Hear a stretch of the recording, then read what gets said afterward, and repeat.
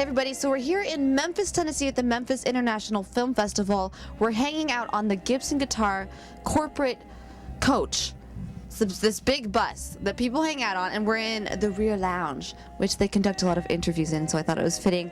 Thomas McPhee from the documentary An American Opera, thank you so much for speaking with me. Well, thank you, and I appreciate the opportunity to actually be in this gorgeous bus of yours and telling you about An American Opera. The big bus. So you were so intricate in so many parts of this. Why don't you just tell the viewers really quickly everything you did on this film? Well, An American Opera was born actually by accident. I went down to the Gulf to help out following Katrina in early September 2005. And it really was an organic process. And through that organic process, I ended up producing, but then directing, funding, and overseeing the post-production of An American Opera. It's very much a personal vision. The one room I left my dog in was the only room that no dogs got shot in. I found a 12 gauge shell. I picked it up, I read it, and it said Federal Tactical Forces on the shell. There you go right there. You can't buy that bullet. That's a police issued bullet, you know. But I looked at all the animals and none of them was mine, and the one room, the only room that never had no blood in it was the room that I left my dog in. What was this experience like, going down and filming? Because like you just said, you didn't necessarily have a set idea of what you were going after. You just went down because you felt so compelled. So what was this whole process like? It was actually very different, I think, for me than most others. Most everyone that was going down that I was discovering immediately when we got down there, working with the pet crisis that was taking place. Everyone seemed to go into this fast-paced. Everything was a blur. Everything was happening.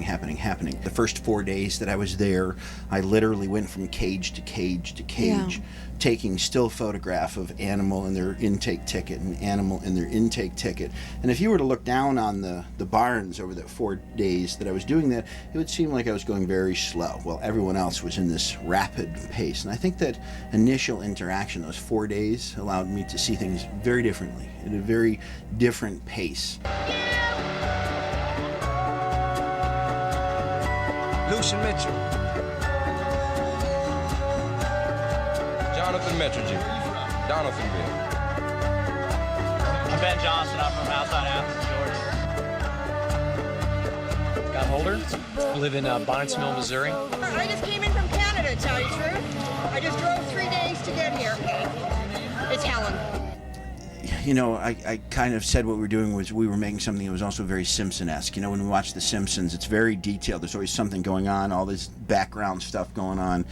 Well, when you watch an American opera, you get that sense. It's very thick. There's a lot of things going on. You hear it in the music. You have certain, things that are kicking in. As you said, we use a lot of techniques where we put, still images with video, to have something very dramatic, but that comes with time.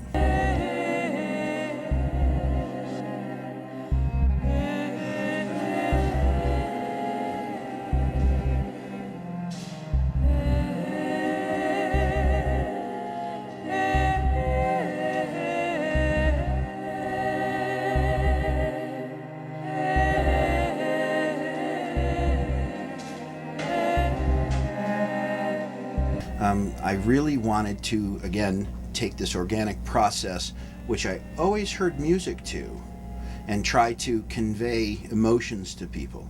With a lot of documentaries, you have a very conventional approach where people are communicating their opinions to you, and here's what I believe, here's what happened, or here's what happened to me. For me, the enormity of the situation kind of transcended that, and I didn't think I could use, pictures or someone use their words to really convey what's going on. I needed to find a way to connect with people, have this visceral, feeling and emotional connection. I can't control myself. So what if you can see the darkest side of me? No one would ever change the shadow I have become. Help me believe it's not the real me. Somebody help me take the shadow I have become. Help me believe it's not the real me. Somebody help me to wind the story. And if you know how I start the movie, it's I'm going to tell you a story. And when I end the movie, it's this was my story. People were originally thinking they were going to have a hard time watching it. Now they watch it over and over again. The ones I've shared it with them because it's become a process for them to heal themselves. McPhee volunteered and came all the way from Bloomfield Hills, Michigan, to take thousands of pictures of the pets and their tags to help establish a national registry. All those photographs are now becoming the basis for the national registry that you can find online to help find your pet.